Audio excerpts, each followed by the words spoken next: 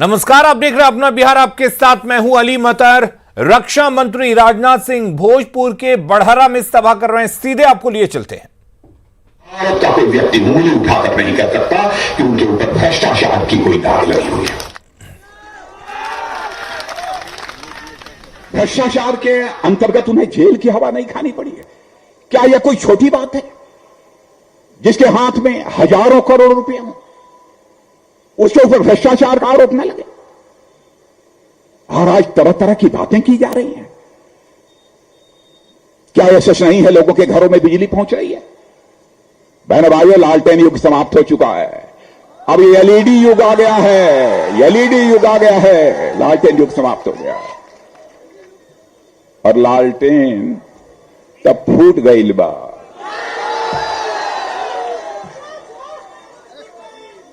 और ओकर तेल अब बह गई बा। अब न पंजा चली और न कोई का कोई खेल चली। अब चली तो यह चली।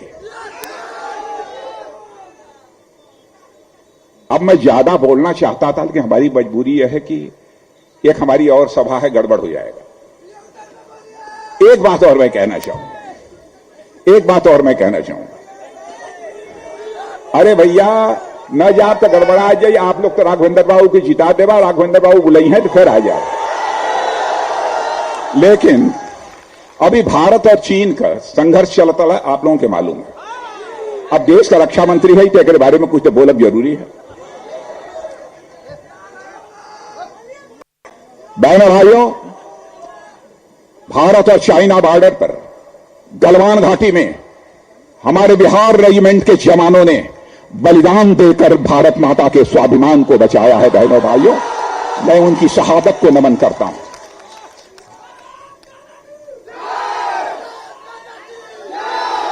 और उन माताओं के सामने शीश झुकाकर मैं नमन करता हूं। उनके चरणों में मैं नमन करता हूं, जिन्होंने ऐसे लाल अपनी कोख से पैदा किए हैं, जिन्होंने कि अपना बलिदान देकर भारत का मस्तक ऊंचा किया है दुनिया में। आज कांग्रेस के नेता ये कहते हैं हमारी सरकार यदि होती तो हम 3 दिन में चीन को बाहर कर देते। वाह! 1962 में क्या हुआ था मैं कहना नहीं चाहता। उस समय के प्रधानमंत्री जी के बारे में भी नहीं कहना चाहता। मैं इज्जत करता हूं। मैं बहुत खुलासा नहीं करना चाहता। और मैं अपने नौजवानों से भी कहना चाहता हूं, 1962 का भी इतिहास उठाकर पढ़ लेना और इस बार का भी इतिहास उठाकर पढ़ लेना। और यकीन दिलाकर जाना चाहता हूं रक्षा मंत्री के रूप में। बहनों भाइयों, एक तो हमारे प्रधानमंत्री का सीना ही 56 इंच का है। बहनों भाइयों, और यकीन दिलाकर जाना चाहता हूं,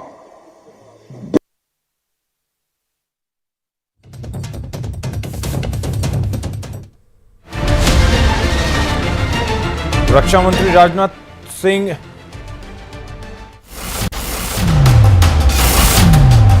इस वक्त चुनावी सभा कर रहे हैं, जिसमें उन्होंने कहा कि लालटेन युग समाप्त हो चुका है और अब ये एलईडी का युग है। लालटेन टूट गई बा। भोजपुरी अंदाज में उन्होंने बड़हरा में कहा कि अब एलईडी का युग है, लालटेन टूट गई बा, अब ना पंजा चली ना लालटेन। तो भोजपुरी अंदाज देखने को मिला यहां पर राजनाथ सिंह का।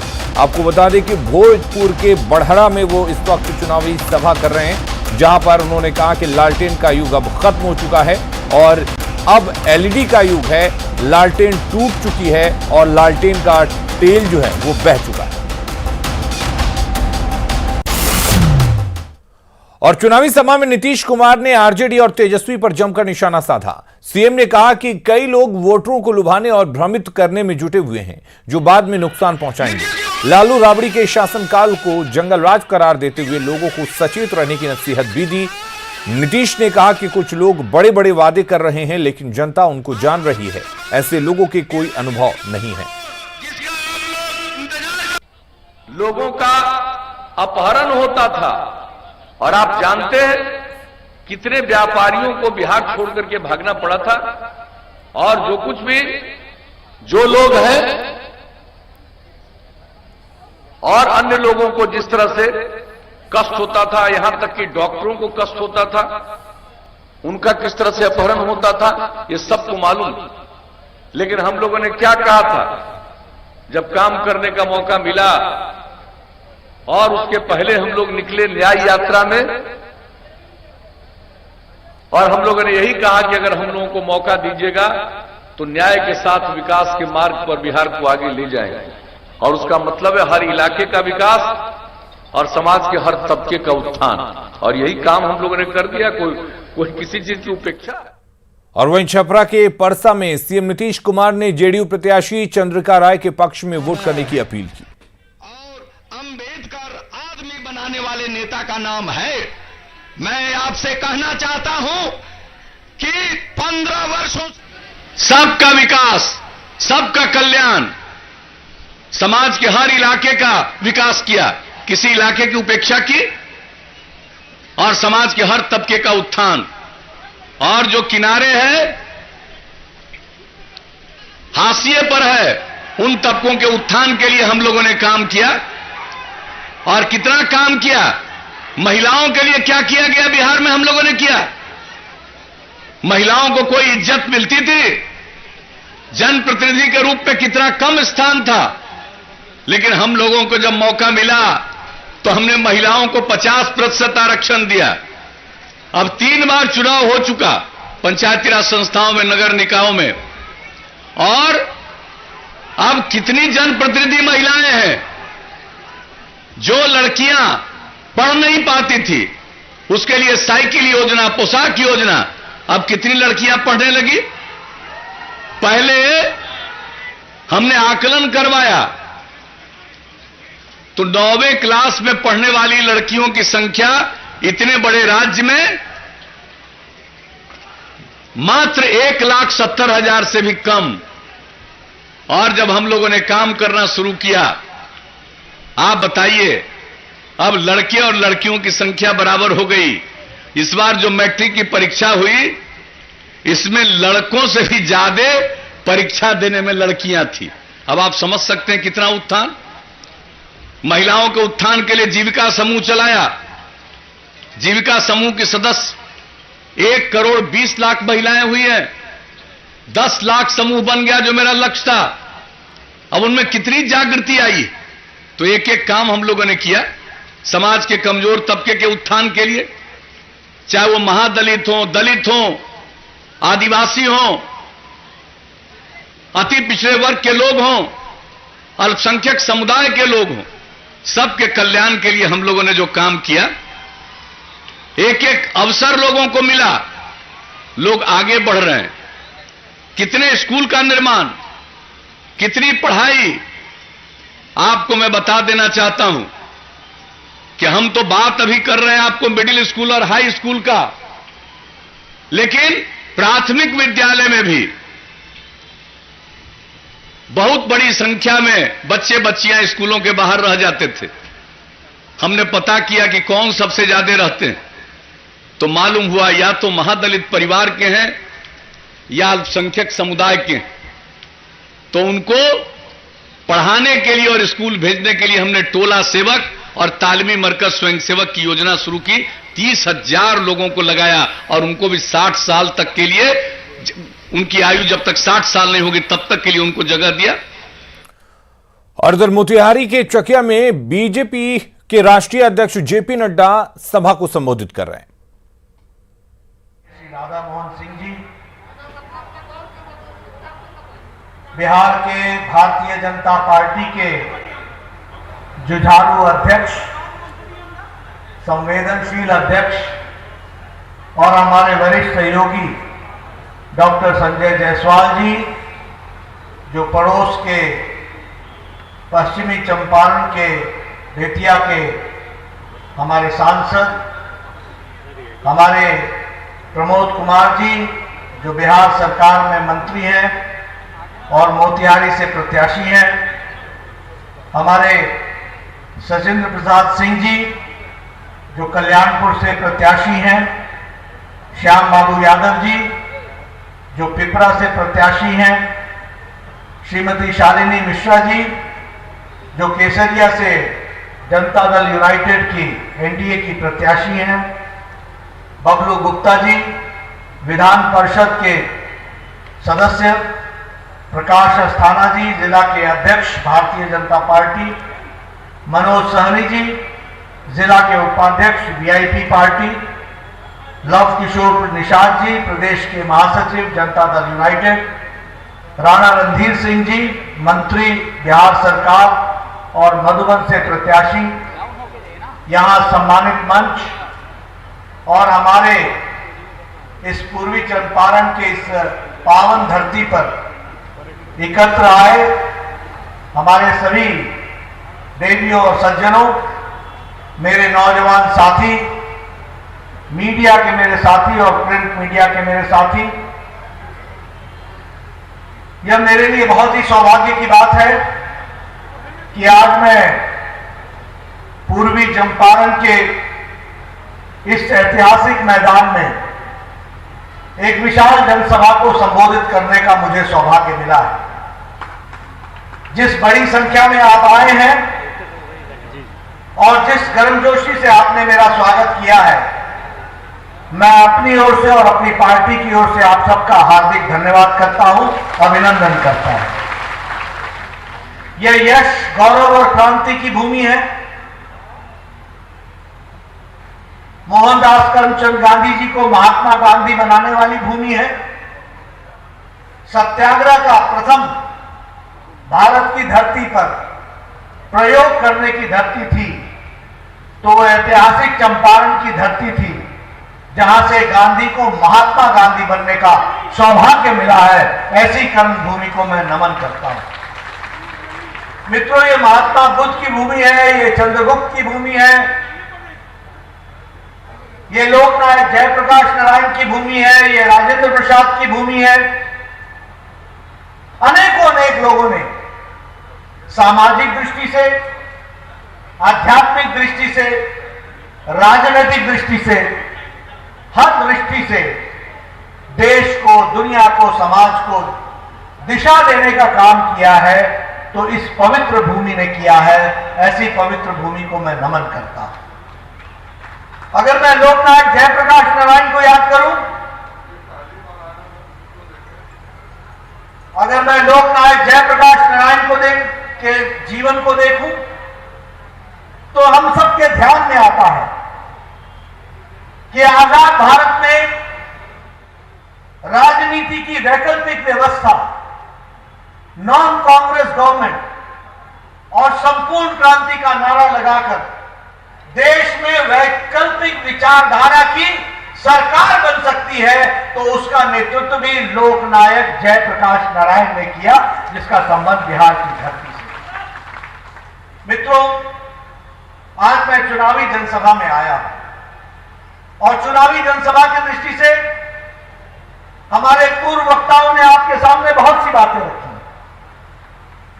और बड़े गौरव के साथ उन्होंने बताया कि किस तरीके से इलाके के विकास में हम लोगों ने काम किया है। लेकिन एक बात ध्यान रखनी चाहिए हमको कि राजनीति में एक होता है चलन और एक होता है चलन को बदलने की ताकत रखने वाला नेतृत्व।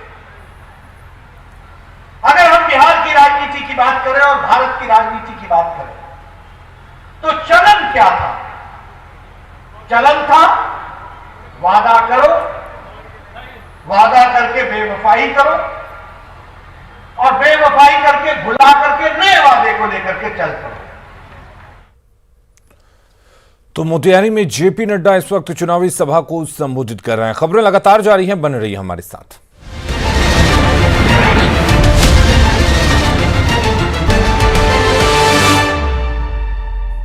और सीएम नीतीश कुमार वैशाली के राजापाकड़ में सभा को संबोधित कर रहे हैं, सीधे लिए चलते हैं। अशोक चौधरी जी, माननीय पूर्व विधायक अच्युतानंद सिंह जी, जदयू नेत्री श्रीमती प्रेमा चौधरी जी, जदयू नेता श्री विजय सहनी जी,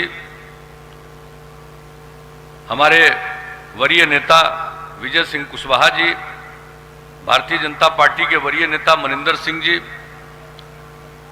जदयू के नेता श्री विद्यानंद विकल जी, जनता दल यू के जिला अध्यक्ष श्री रॉबिन सिंह जी,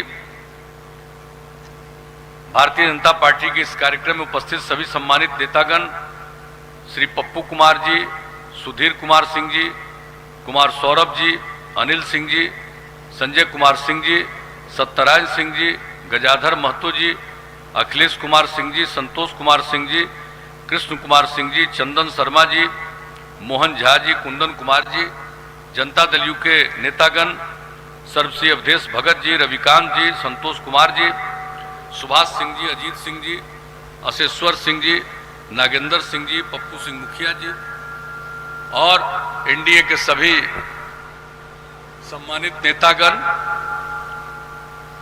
मेरे प्रिय साथियों,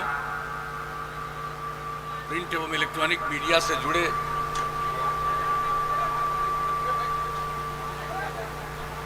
पत्रकार मित्रों, छायाकार बंधुओं,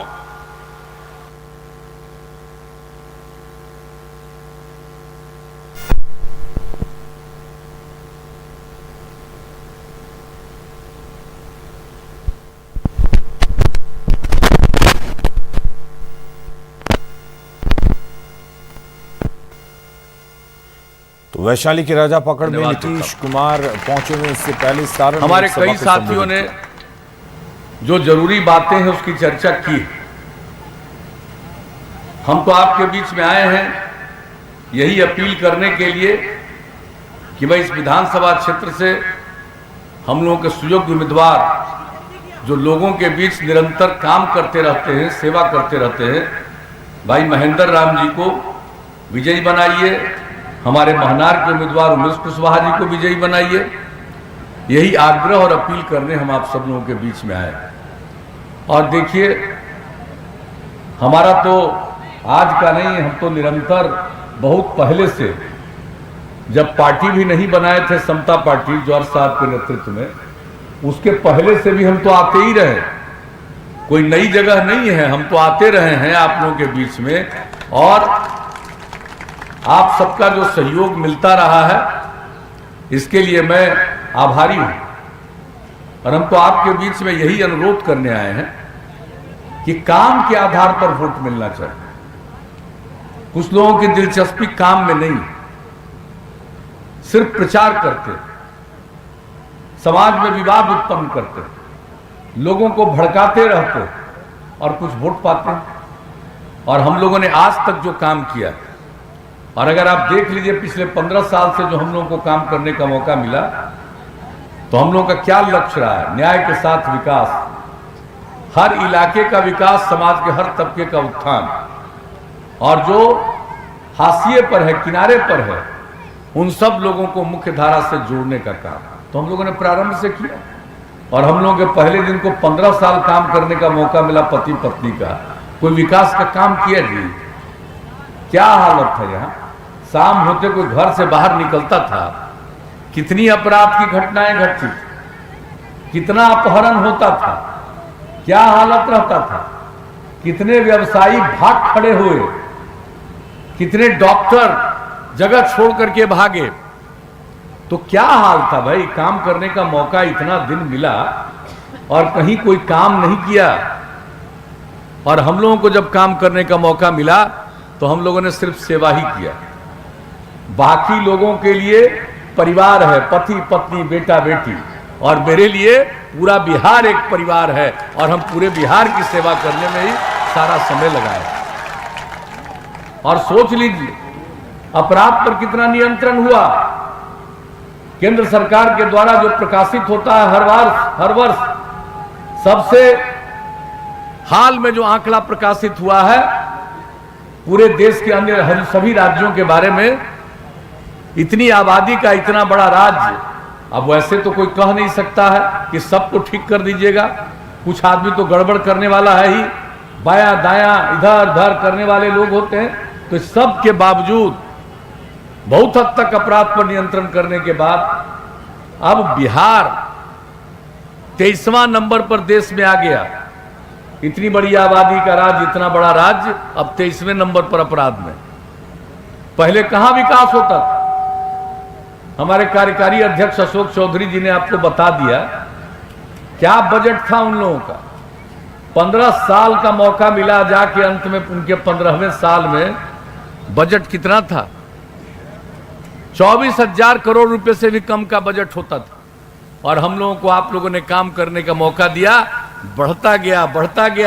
अब 2,11,000 करोड़ का बजट हो चुका है। तो हम लोगों ने सेवा किया। और आपको मालूम है विकास दर कितना बड़ा है? बिहार एक पिछड़ा राज्य है, लेकिन विकास दर देश का सर्वाधिक हुआ है। 12.8% के दर से विकास का दर हर साल हुआ। और प्रति व्यक्ति आय में वृद्धि 10.5% के दर से। तो हम लोगों को अपराध का नियंत्रण, विकास का काम और समाज में सब लोगों को महत्व देने के लिए जो काम शुरू किया, जब सबसे पहले काम का मौका मिला तो हमने क्या किया? पंचायती राज संस्थाओं में, नगर निकायों में जो चुनाव था उसके लिए कानून बनाया, उसके पहले ऑर्डिनेंस जारी किया।